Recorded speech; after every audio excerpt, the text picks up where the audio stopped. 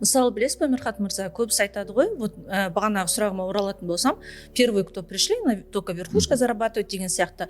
Ал мысалы, сіздің айтуыңыз бойынша, ең бірінші келген адамдарға не всегда легко. Мысалы, мен өзім сіздерден әлдеқайда, мысалы, компанияға келдім.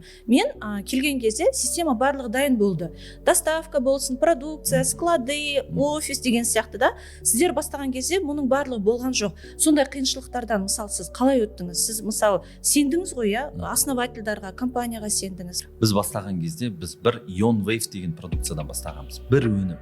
Сол өніммен біз 6 ай жұмыс жасағанбыз, бір өніммен. Әрине ол жерде жаңағыдай сайттың да ақауы болды, логистиканың ақауы болды. Мысалы, бірінші компанияға келген топ лидер бар, мысалы, основной костякта, оның барлығын біз өткен болатынбыз ол кісілермен бірге да. И сол кезде мен сізге айтайын, бізде 100% қазір сол кісілер жемісін жеп жатыр да. 100%. Ешбіреу жаңағыдай компанияға сенбей немесе основательдарға сенбей кетіп қалған жоқ та. Ең бастысы әрине бұл жерде сенім. Бұл жерде не только компанияға или маркетингқа или там продукцияға да, бұл жерде компанияның идеясына сену. Именно солған біз сендік барлығымызда жаңағыдай да. Да, действительно компания номер 1 болады.